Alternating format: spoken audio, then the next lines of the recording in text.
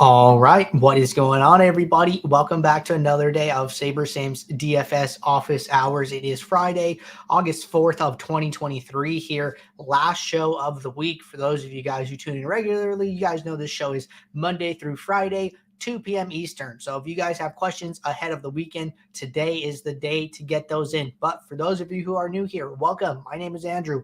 I'm one of the coaches over here at SaberSim's, a show where we go over how to use the SaberSim app, answer any and all DFS related questions. You can get your questions in one of three ways. One, you can send us an email, support@sabersim.com.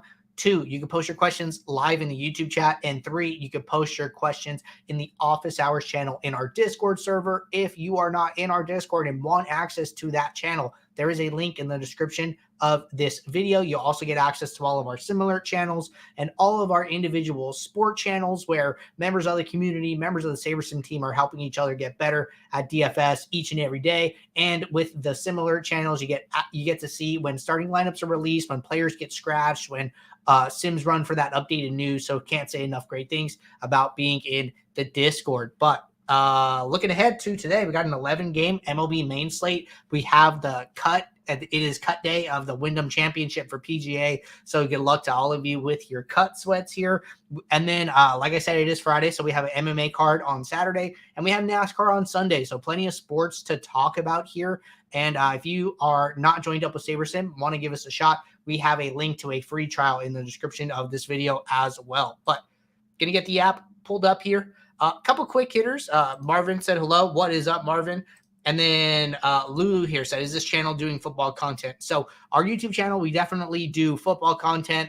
We will have more news on what content that we're going to have as the NFL season approaches here. We do have the NFL preseason slates in the app here, but we are not providing projections for that. So if anybody wants to come in here to NFL and use SaberSim to build lineups for their preseason contests, you guys can definitely do that here. And I'll just circle back to week one to show you guys what was going up with that. So NFL DraftKings preseason, and it was the Hall of Fame game from yesterday with the Jets and Cleveland here. And then you could use SaberSim to build all your lineups. But we will have a much more in-depth content schedule as we approach NFL season here.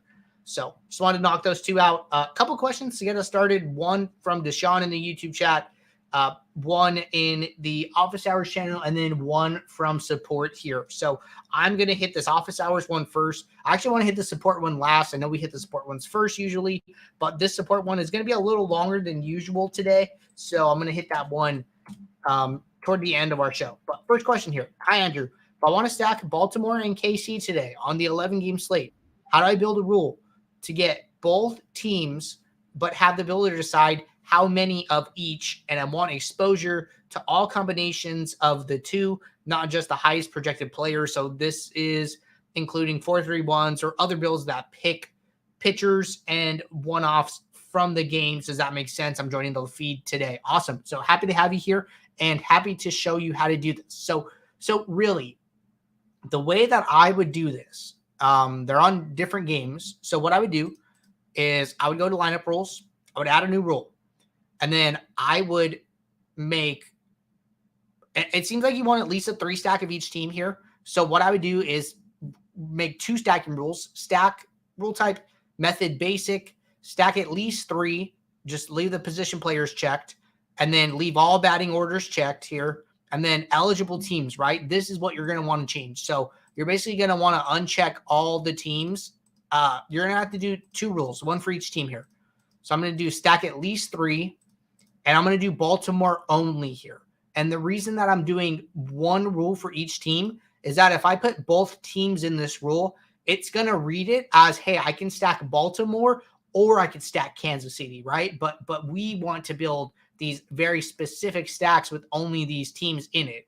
So here I want to leave Baltimore and I want to leave just Baltimore. And then I want to say stack at least 3, right? So doing at least 3 will allow for these 4-3-1s that you've talked about. So stack at least 3, save that 1 for Baltimore, and then create the same exact rule. And then this time I'm only going to do KC. And then this will make sure that every single lineup that is built has a Baltimore KC stack in it. So now Casey, and you're going to have at least 3 players from each team here. And then 2 rules are active, and we can test this here. So we're going to make 2 quick adjustments, 2 projections. I'm actually going to build a little less lineups here. The reason for that is with some of these rules, you can expect the builder to take a little bit longer to build your lineups here just because, that's very, very restrictive here. So just for the sake of the show, I'm just going to build 200. But if I have 200 out of 200, then that means I will also have 500 out of 500 with that same meeting that same criteria there. So going to let the builder do its thing here. And we will check out these lineups in the post build.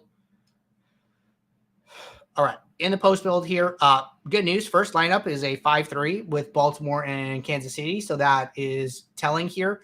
And just looking at this, right? 206 lineups in the player pool here.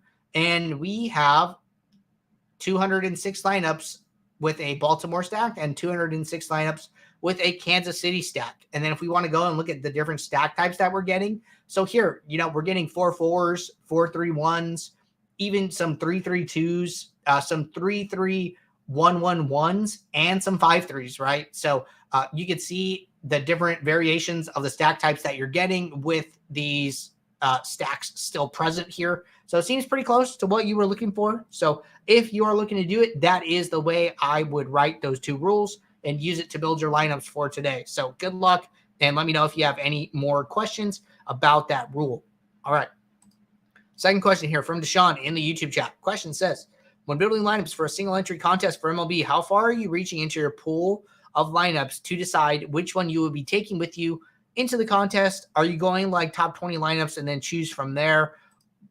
Or also for a larger slate like today, or just large slates in general, do you like to be more spread out with players and exposures? Okay, good question here. So looks like 2 questions. We'll talk about these a little differently here. I'm going to turn these 2 rules off now, and I'm going to run just a normal build with not only these 2 teams here for us to work with in the post build, right? But really good question. So question was, how far are you reaching into your pool of lineups to decide which one you will be taking with you into your contest? So this is an interesting question. It really depends what you're trying to do, right? And for me, I released this video recently on the YouTube channel. And if you go to our YouTube channel, you go to playlists, you go to these Coaches Corner playlists. These are like 5 to 10 minute videos talking about a very specific concept here. And one of the recent videos was how to build single entry lineups with SaberSim. This is my process here, talking about, how I use SaberSim to find the one lineup that I want to take with me into my contest. If you guys haven't watched it, I would highly recommend checking it out. But in that video, I talk about valuing Saber score. And the way I like to do that is to look at my pool of lineups in different buckets. So the way I do that is like, hey, the way this works, right? We build all your lineups and then we get to the post build, and then SaberScore goes and looks at your lineups and then figures out, hey, these ones grade out better based on our SaberScore formula. Let's move those up. These ones grade out worse based on the SaberScore formula. Let's move those down, right? So I like to value SaberScore. I don't like to just come in here, look at one lineup and then see what's going on, right? Let's look at a snippet of the pool. So the way I'll usually do that is start with about the top 10% of my lineup pool here. And I'm looking for trends mostly, right?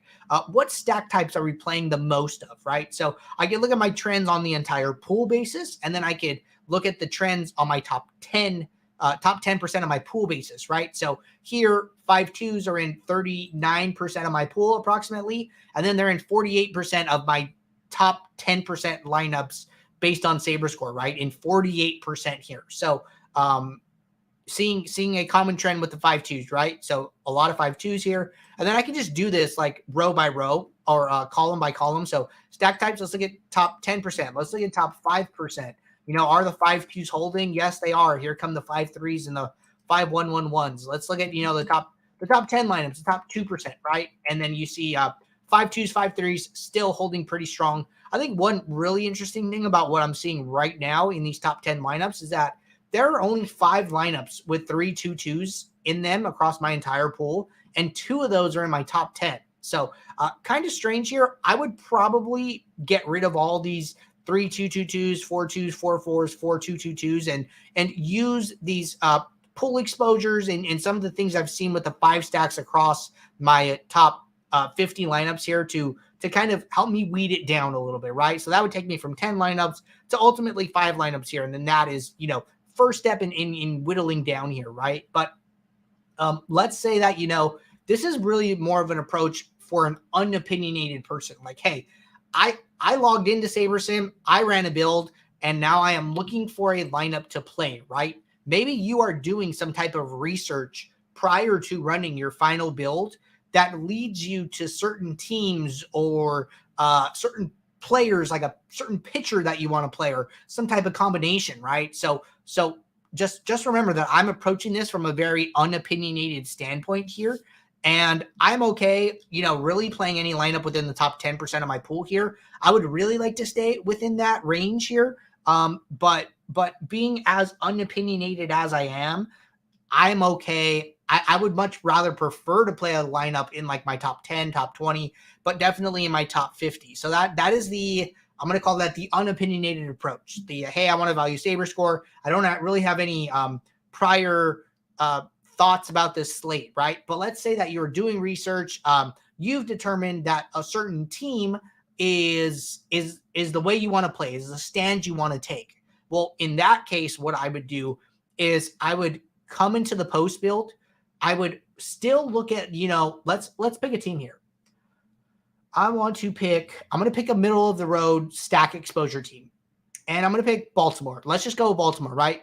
Similar example to how we did this prior, right? Maybe I believe Marvin is the one who asked us. So Marvin says, hey, I want to play Baltimore, but I don't want to force Baltimore, right? I want to get to a Baltimore lineup that SaberSim gives me naturally, right? So ways you could do that. Come into the post build and then use the plus magnifying glass on Baltimore.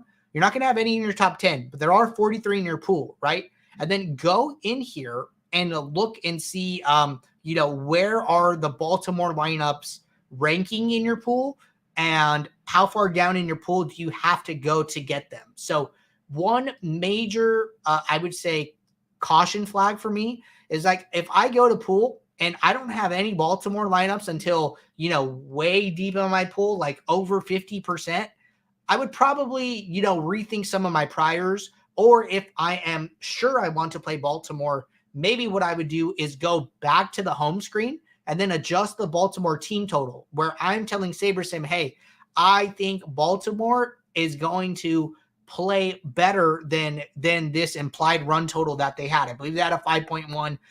I'm going to give them about a 0 to 0.5 run total bump and bump them up to like 5.6 and then rerun my build. And then hopefully I'm getting more Baltimore lineups higher up in the pool. But that is me communicating to SaberSim, hey, I think Baltimore is going to score a lot of runs today. And then what SaberSim does in that scenario is that, we have thousands and thousands of sims with this game, right? With this Baltimore game. Who are they playing? The Mets.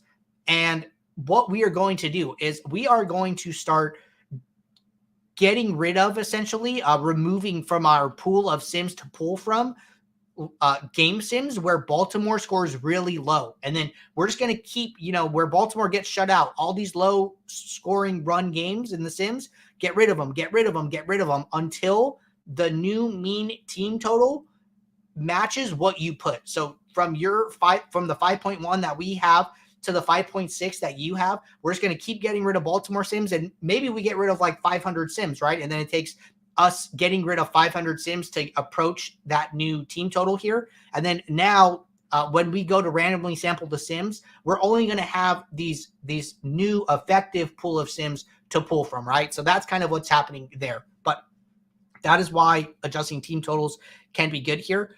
One good thing I see here, right, is that, we do have lineups with Baltimore higher up in our pool, right? 13, 20, 54, 75. So even if we go a little further, we look at like the top 100, we do have a handful of Baltimore stacks here. And then what you can do is you can look at these like, hey, I want Baltimore to be the primary stack. I don't want Baltimore to be the 2 stack here. Then you just look through these and then start locking them in, right? when you lock them in, it's going to make them part of your lineup set. So, hey, I have a Baltimore 5 stack here. I have a Baltimore 4 stack here. And then I have another Baltimore, 5 stack? Baltimore. And then I'm approaching lineup 100 is a Baltimore 3 stack. So, boom, I'm gonna include all of these in my pool now. I have 5 Baltimore stacks that I've went through my pool and found. And then now I'm just going to get rid of this filter. And then I'm going to change my number of lineups to the 5 that I had. And then I can just look at the stack characteristics of these lineups specifically here and then see how they kind of work into some of the previous things that I had learned about trends here, right? So, and then I could pick a lineup from here. So, there's not a perfect answer as like to how far in your pool you should go. I think that, if you go into your pool and you see that what you are looking for is way down deep in your pool, maybe go back to the home screen, make some adjustments, and go from there. All right. Second question here from Sean was, in general, do you like to be more spread out on larger slates with exposure? So I think that the answer here is best practice is probably yes here. Just because in baseball, there are so many ways to get to a winning lineup. I use this example often, but it's just such a good one where we had a SaberSim user, Dr. Toy on FanDuel. Shout out to him. I hear he's crushing very often over there. He came in second in a contest. He had 233.2 points, I believe. The winning score was 233.3 points, so lost by 0.1. Pretty brutal for like a 75K swing there. And both lineups only shared one player, and there are 9 players in a FanDuel lineup. So that's just a really good representation of there are so many different ways to get to a winning combination in MLB specifically here that it's okay to be spread out, and it's okay to try and not be super concentrated, right? But I think you're going to see some of this naturally here. So just remember, guys, that one thing that Sim Diversity is doing here, as the name entails, it is trying to make your lineups diverse. It is trying to give you a diverse set of lineups here right out of the gate, very, very naturally here. So the higher this slider is, the more diverse your pool is going to be. And then the lower this is, the less diverse your pool is going to be. So also, just remember to take advantage of our mini uniques feature here. And this really comes down to your risk tolerance, right? How do you want to play? I'm not going to tell everybody, hey, you guys need to be spread out, right? Maybe some people like to take stands. Some people see an angle and they like to go all in. Like, hey, that's totally up to you. Definitely person by person basis here. But I think it is very okay to be more spread out on larger slates here. All right. Good questions there. Question from Colin. Colin said, sorry if this has been answered in another office hours, but will SaberSim be running another mini max challenge this coming NFL season? Hey, Colin, good question here. We've had a couple of these questions come up. I know it's August now, so people are really starting to think about NFL here. I can't release, any news yet about what we are planning or not planning to offer here. I know that the mini max is super popular. We've done it, I believe, 2 years in a row now, and the people really love to participate in it. So, we will let everybody know with ample time to sign up and to make sure that they are aware of it when the season starts in about a month and 6 days from now. So stay tuned. All right, Marvin said, would changing mini uniques be another way that you can make Baltimore the primary stack, since it would start getting players in the bottom part of the order, per Deshaun's question? So not necessarily here. Well, let me say this. So if we go back to that first build that we ran where we forced the KC Baltimore stacks here, then yes, increasing mini uniques would help you get to more players across the entire lineup here. But I do want to just remind you guys here, building lineups with SaberSim is different than building with a traditional optimizer here. So if you go and look at the fantasy point projections for any team here, and obviously we'll just use Baltimore since we're using them here. Let me get rid of some of these guys with the little filter. And then if I sort by order, usually you're going to see where the guys at the top of the lineup have higher fantasy points than the guys at the bottom of the lineup. It's a little bit of a sliding scale, right? 1 through 4 is projected for 8.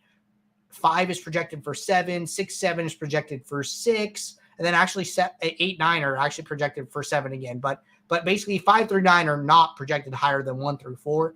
Traditional optimizer is going to love the top of the order in this scenario, right? They just want to pack in as many projected points as possible into your lineups and give you a very high projected score, right? SaberSim, that is not what we are optimizing for. So when you go into run a build with SaberSim, what we are doing is we are randomly sampling our sim pool. We are pulling a number of sims from the game using the fantasy points that the players scored from those game sims, and then using that to build your lineup. So even in our top lineup here, we see it like a little bit of an interesting stack here. We have a 1, 2, 3, 4, 8 stack with Baltimore, and then we have a 2, 3, 6 stack with KC. And then if we were to open this up, let's look at like our top, we did 200 lineups. So let's look at our top 20 lineups here. And then let's go to batters, and then let's see what some of these exposures are, right? And over 50% to 1 through 5 here, you see a lot of that. But then, you still see 35% to a 9 hitter, 20% to a 7 hitter. So like you said, if you start increasing these min uniques here, you are going to get more exposure to different players, right? So number 9 hitter Kyle Isbell for Kansas City jumps up to 45%. We go to 3 min uniques. Let's see if we can do this. Yeah, we can. So increasing min uniques is just going to help you get more exposure across the entire lineup. I think that's a very fair rule of thumb here and something good to know. All right. Those are all our questions in the Office Hours channel and the YouTube chat. I have this one question from support here, and this is our last question at the moment. See a lot of people tuning in. What is going on, everybody? Happy Friday, last show of the week. So if you guys have any questions, now's a great time to get those in. But next question says, I'm in need of some advice. I'm really struggling with getting decent results with the optimizer. No matter what I change or where I pull information from, it always produces the same result. I've watched all your videos on building MLB lineups. Haven't been able to build a bankroll because I can't even win the money back that I started with. My lineups just dance around, barely floating above or below the cash line. I'm scared to death to enter single entry contests. I'm probably on about a 20-game contest losing streak, and those contests aren't even close. I do better when I just run the optimizer and do nothing to it. It's just exhausting building lineups to just turn around and get your ass kicked every night. Please help. Okay, great question here. I actually did respond to this user already because I had a lot of thoughts on it, and it was easier to just write those thoughts down and send it over to them. So, but this is definitely a good question here. So I did want to cover it for everybody tuning in here. So just going to kind of reiterate some of the points that I mentioned here. So if you guys are looking to, okay, so first thing they said was, one of the things they said, like, hey, I watched all your guys' videos on building lineups. If you guys haven't, I called this one out earlier. This is my video on building single entry lineups, which is fairly recent here. We have a lot of videos in this How to Beat MLB DFS in 2023 playlist here. You can watch Jordan build his videos. Or build his lineups. Sorry, it says, watch a SaberSim coach build MLB DFS lineups. Shorter videos focused on, just some small tips for MLB, some showdown stuff. We have in-depth videos with our models team. We have videos regarding weather, advanced processes. All of these videos are a great starting point. I would highly recommend checking them out.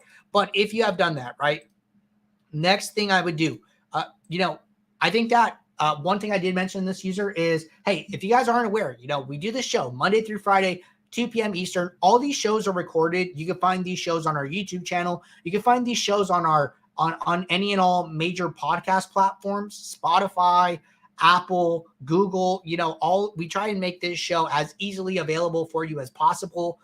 Even if, you tune in and you hear a lot of the same questions, same answers, I used to think that a lot, but, I think it's really important to still listen and just let those points be driven home, right?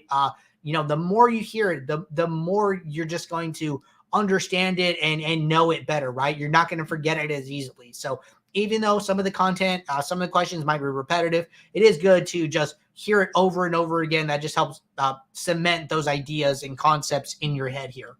Another thing that I mentioned to this user, one thing that stood out to me specifically here was this part where he said, where is it? Okay, right here. It says, I'm scared to death to enter single entry contests. I feel like if one person feels this way, then there are probably other people that feel that way as well. I would highly recommend rethinking that idea here. And really because, we did a full set of back testing for last MLB season here. If you guys want to learn more about that, under podcast, we have this behind the Sims playlist here where these are, videos of us working through different models and back testing and trying to figure out information to help our users and subscribe, or to help our subscribers win money here. And this first series, episodes 1 through 5, these are all about at least an hour long here. So it just kind of shows you, this is just what we recorded. A lot more work went into this here, but then basically all of that work ended up becoming our DFS profit plan, which is this 17-minute video on the home screen here. Our DFS profit plan is a contest selection framework that we built to try and help our users smooth out the swings of DFS while still helping them grow and maintain a bankroll. And as part of the profit plan says, hey, you should be playing 2.5 to 5% of your bankroll on a nightly basis here. And from that 2.5 to 5%, you should be divvying that up into 25 to 50% single entry and 3 max contests and 50 to 75% 20 max and 150 max contests. So our back testing, what we found, our DFS profit plan tells our users, hey, you should be playing a mix of single entry and 3 max contests. And one of the reasons for that, that I tried to explain this to the user is if you are only playing large field, and even if you have an edge, it can still take a long time to realize that edge, right? But mixing in some of these smaller field contests where you can realize that edge quicker is going to be one of the best ways to smooth out your variance, right? So having this mix is super, super important. All right. Some other things we talked about here were DFS profit plan. Okay. There's a part here. It says, I do better when I just run the optimizer and do nothing to it. So this is actually, not a bad thing. I think this is actually a really good thing here. And this kind of tells you, how SaberSim's optimizer is different from other optimizers in the industry, right? This is not a traditional optimizer where you have to go and set a bunch of rules and go and set a bunch of groups and, only build you as many lineups as you requested and can take a really long time to do that, right? We are doing a lot of that busy work for you. We understand what it takes to win GPP lineups. We say that, our GPP builder our optimizer is focused on building high upside lineups to help you win GPPs. You don't need to set stacking rules. You don't need to set groups. We understand correlation. We understand upside correlation, which is, we don't really care who's the highest projected batter today. We don't really care how Shohei Ohtani does, how he correlates to the rest of his batters. When he goes 0 for 4, he's never going to end up in your lineup in a sim where he goes 0 for 4 or something like that, right? We care, how does Ohtani correlate to the other batters in the Angels lineup when he, does Ohtani things, when he hits a home run, where he hits 2 home runs, where he's on base, over and over again. Those high upside outcomes for Ohtani, we look at the correlation from those and then use those to build your lineups, right? So we understand all of those things here.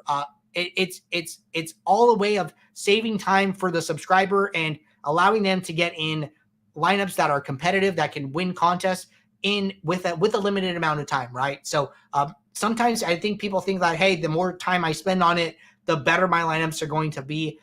In this case, I think that less is more, and sometimes you could actually end up hurting your lineups by doing too much, right? We put a lot of work into our projections and our optimizer, and a little maybe being a little more hands-off could help in some scenarios. And last thing here that I wanted to talk about, said it's exhausting building lineups to just turn around and get your ass kicked every night. So I can definitely attest to that. I hear you, right? What I would say is that, sometimes taking a break is okay. And you have to work through the FOMO. That's normal, right? But ultimately, I've talked to Jordan about this concept as well as something he really says that he likes to do on a downswing is like, hey, you're playing all these contests, you're playing all these lineups, take a day off and then come back the next day and then just play one lineup in one contest and just put all your effort into building one solid lineup. And then once you feel that, you can do that for as many days as you want. And then once you feel that, okay, I'm building one good lineup, then bring it up to 3, then bring it up to, more and more and more, and scale it back to however many lineups, contests that you want to play. But just sometimes, bringing it back to ground zero can help you to say like, hey, why was I doing this in my process? Or, hey, I forgot about, this other thing that I used to do, right? And one thing that I really like to do is write down all my processes for baseball. Like I write down my process for baseball, go through every step that I do, and then justify why I do it. Like why am I doing this? And sometimes I'll get to a point where like, hey, I actually don't really know why I'm doing this, or you know what, I thought this was adding value, but it's actually not adding that much value now that I sit here and think about it. And then that can help you weed out part of a process that is just taking up time. That's not a huge value add. That is just time probably better spent doing something else, right? So having a process, justifying the steps you take, and understanding why you do them only helps you to make better decisions here. So those are some of the things that I like to think about here. And then also, having a schedule. So like me, when I'm playing MLB, like in full swing here, I usually always take Saturdays off. Saturdays are just like a bad day for me to play DFS. So, I take Saturdays off and I'm good with it. Whatever happens on a Saturday, happens on a Saturday, right? So having a schedule, being willing to take breaks, implementing the DFS profit plan, and, trusting SaberSim a little more, are all things that are going to go a really long way in a DFS process. All right. Next question from Albus. Albus said, for the person who's in a downswing, one objective way to see if SaberSim is helping is to look at your stats in Roto Tracker. For me, it is very clear that my top 1% and 0.1% dramatically increased with SaberSim.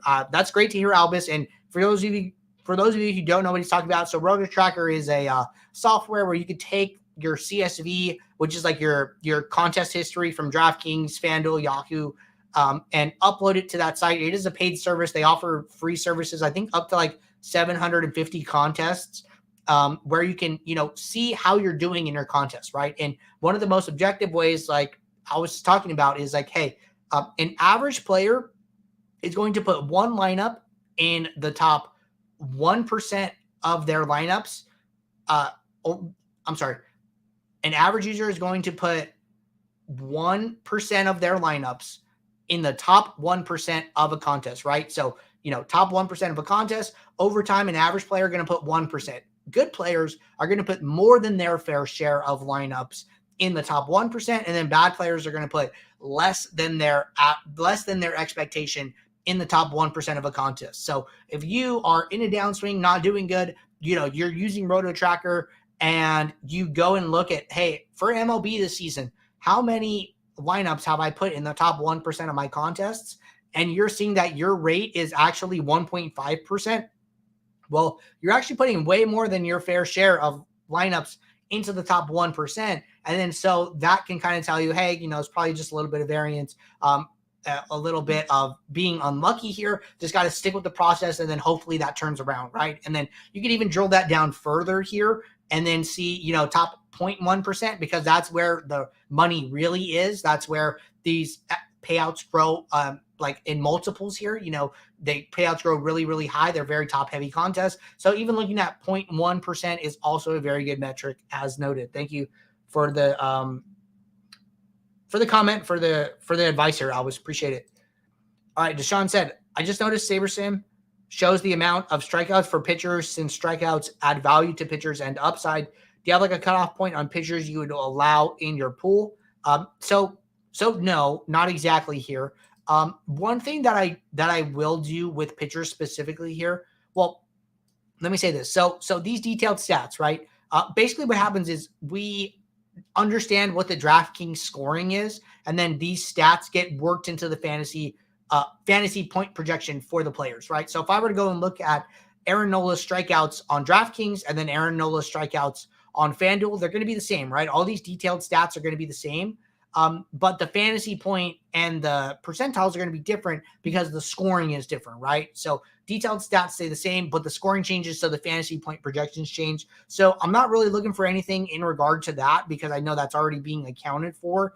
But something that I do like to look for is openers or guys that are on a staff day, like maybe it's where the bullpen is pitching today and they expect, to get 4 innings out of the first guy. I think that in those situations, players like that lack upside because they're never going to throw, 7, 8, 9 innings because they're on a very particular schedule. They could throw, 4 lights out innings, no hit innings even, and then they'll probably just do a combined no hitter or something like that, right? They're not just going to leave that guy out there because he's pitching good. So one thing that I will do is I will look at the number of pitches, sorting descending here. And then sometimes I'll either put a cutoff at like 60 pitches or look at some of these low guys like 74 for David Peterson. I saw there was some news around him earlier today with them being very cautious with using him. So, being aware to that news and making adjustments for it can help you to avoid some pitchers that you probably would rather not play, right? And some of that news is going to be hard to capture in a fantasy point projection. So keeping your ear to the ground, being aware of those things can only help you. These guys are really low projected, so I don't know how much of them you're going to get anyways here, but those are just some things to look for. Willie said Solver has a bankroll tracker too. Yeah, I haven't seen theirs. I know Road Tracker is like the OG one for sure. Deshaun said, last question, when is the best time to start building MLB lineups? Is it best practice to build 30 minutes before lock? How do you handle that? So good question here. Usually I am building lineups, I'd say like 1 to 2 hours before lock here. The more lineups that can get released, the better, right? If you can wait until all lineups are released to build your final set of lineups, I think that's great. Sometimes, these late games will not have lineups released, and then you just got to do with the best information that you have, right? So I think worst case here, I really want to see the games that start at slate lock out. So all of these games, I'm on the West Coast here, so 4:05 p.m. to 4:10 p.m. There's 5 games, and then there's an hour break essentially, and then you have games at 5:05 p.m. Let's say that I wait for all of these 4:05 to 4:10 games to have their lineups out, build my lineups, and then, even if something changes beyond that, I have an hour to go back into SaberSim and then do any late swaps I need to do, etc. here, right? So the late swap builder is very good. It builds you a pool of lineups. So I think that if you're crunched for time for whatever reason, making sure that the games that you're going to have trouble late swapping for, making sure that the lineups are out for those is what I would focus on. Marvin said, another question, is it better to set that Baltimore KC stack as you showed, or just let the builder run and filter to just KC and Baltimore stacks post build? Really good question, right? So it depends for me how many lineups you're building. If you are building, 20 lineups and you want half of them to have that KC Baltimore stack, I would rather just increase the run totals for those teams and let the builder do its thing. You're telling the builder, hey, I think these teams are going to be good today.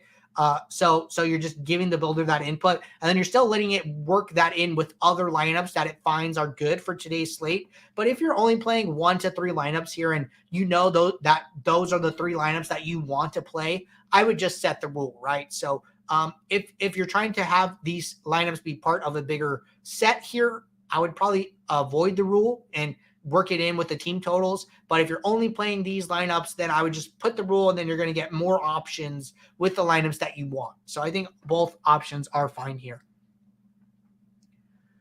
All right. We are all caught up with questions in the Office Hours channel, YouTube chat, and via support here.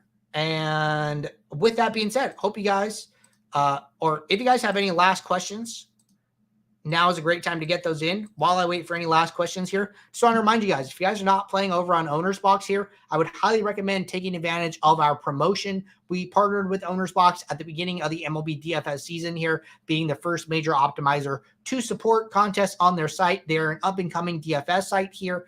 And great thing about that is that a lot of the contests overlay. You can find reduced rate contests, no rate contests, contests where they are paying you to play. The competition is generally going to be softer than what you can find on DraftKings, FanDuel, or Yahoo. And then also when you use promo code SABER or SaberSim when you sign up, 1, you can get up to a $500 deposit bonus. 2, we will track your entry fees for you, and you can earn free months of SaberSim just by playing on the site and nothing else. Each time you hit one of these entry fee tiers here, we will reach out to you, let you know you have earned a free month of SaberSim. You can wait for the next tier, or you can cash in on that free month right away. Once you cash in, we will automatically reset your tracking to 0, and there is no limit on the amount of credit you can earn while this promotion lasts. So take advantage of it.